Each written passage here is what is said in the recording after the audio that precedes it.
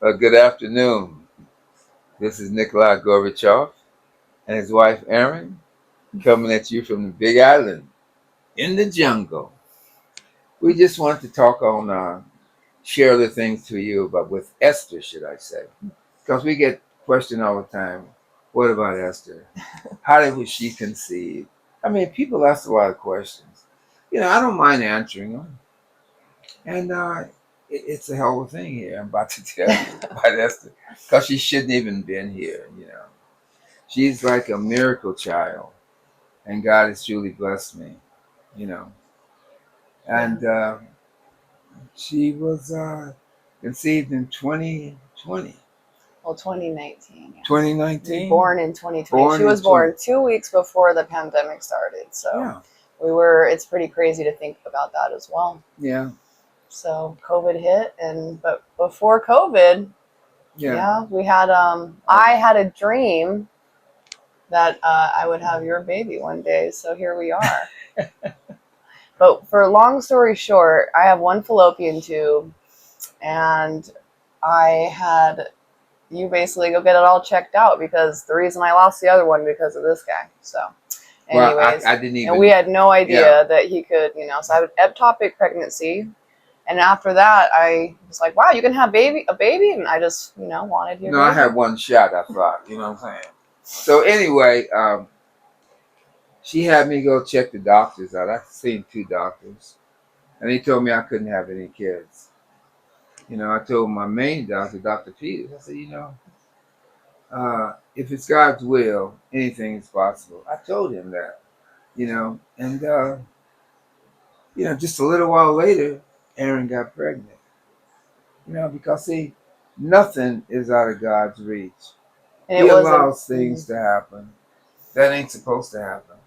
So man or it's thinks. supposed to happen. Just Yes, kidding. yes, yes. So I'm just saying what he's done for me in my life, and every one of my stories that I share is God based, and I have so many.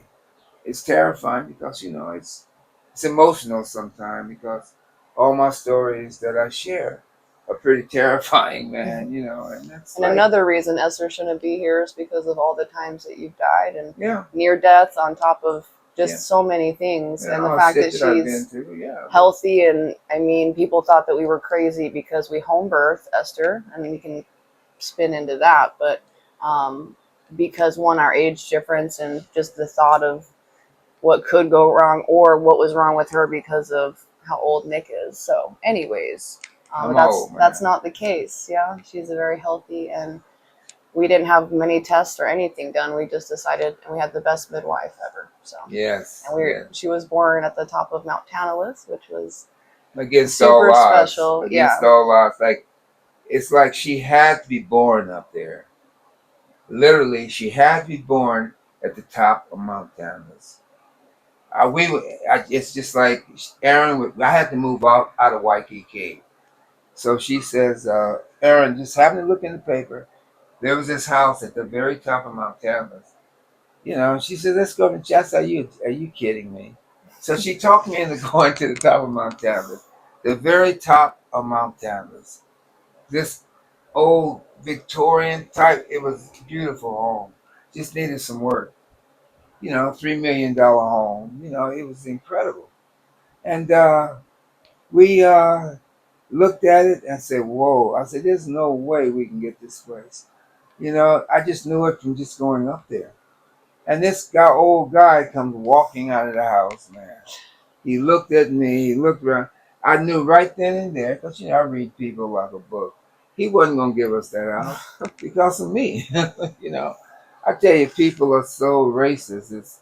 It's pathetic. And judgmental. very judgmental. Anyway, and me and Aaron looked at it. We say, we can make this work if it was possible, but it's not possible. So we drove down the hill, and I say, if it's God's will, we'll have it. And let me tell you something. 8 o'clock the next morning, my phone rang, and the guy, well, if you want the place, you can have it, And we looked at each other, and I said, whoa, that was, you know. So we moved up to the top of Mount Canvas, man. Yeah. Now, I'm saying I don't have any regrets. It was a really nice, beautiful experience living up there. I got to meet really good people up there. I met the woman of the watch, the Neighborhood watch. neighborhood watch. She was in charge. She's been in charge for 50 years, man. You know, she's been up there. And her Beautiful. and I used to play chess together. Hmm. You know, and I go up there and she was telling me, she says, you know, Nikolai, she says, I can't believe it. I said, you can't believe what? You're the first black that's ever moved to the top of Mount Tanis. No blacks lived up here, and I've been up here over 50 years. I looked at her, I said, well, you know, I mean, it's time for a change. And she laughed. And, you know, it was great being up there. So it tells me a lot. God had to have me there for Esther to be born on the top of Mount Tanis. Okay? And to be conceived in general. Yes. It's a miracle. It's a miracle. Truly. Truly. So I'm just saying, you know, when you put things in God's hand and watch him work, it's hard to believe, but you have to believe within yourself. You know, because God don't work like that, you know. Most people think they can just run to God when they're in trouble. It don't work like that, man. You didn't acknowledge God then, why should he acknowledge you now? And I see that's what's happening around the world. All these people that never gave a damn about God, God's never came out of most of their mouths. And here they are having all these praises and all this stuff like that. Why should God hear you? Tell me why. Why? I'm serious. I'm not joking or anything. And I think it's great that people are coming to God. But I ask myself, you only come to God when you need Him. You should come to God every day. God should be here no matter what you do. Because if God was in your heart, trust me, you wouldn't be doing the things that you do. You wouldn't be disacknowledging people that need your help. See, these are what God looks in people because He sees your heart. And most people are very selfish, totally selfish. All they think about is themselves and how much more money they can make. I mean, why? How much money does a one need? And now they're all suffering and crying and running to God. And I ask myself, why should God listen or even hear your calls? Only those that's been faithful to God are the only prayers that He hears. Because anyone can run to God when they're in trouble. But where are you when you're not in trouble? I'm just saying, I'm just being real. One thing I don't do, I don't play games. And I don't play with God. So anyway, Esther was born at the top of Mount Tanis to show me how God works. I had to throw that in there because I'm a very godly person, even though people don't believe it. But God has worked in my life, as you can see my life. Nobody dies as many times as I have and still be here. You know? So it's time for me to start sharing because I've always been caring. You know? And what do you got to say about all that, sweetheart? I say I agree with everything you're saying. Yeah, well, that was easy. Well, it's all about being real with yourself and the people around you. I want to talk more on some other stuff that I think is very important that people just disacknowledge.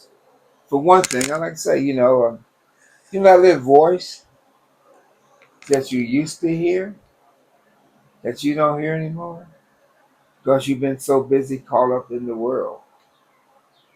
That voice that used to tell you, don't do that. Think about it. But you did it anyway. And you've been doing it for so long that that voice is no longer there. You can't hear it, but it's there. So I'm saying, if you don't listen to us, that's like your sixth sense, man. I wouldn't be here today if I didn't listen to my sixth sense. Because I listen to what God, when He's talking to me, I listen. I think will you say what, Lord? No, it's not that serious. But, because I've seen death so many times, man. And that's why we're so grateful for all we have. Huh. Mhm. But I can't help but, acknowledge him and love him. So understand what I'm saying, man. God is real. God is real. I gotta go. Love you guys. Peace out.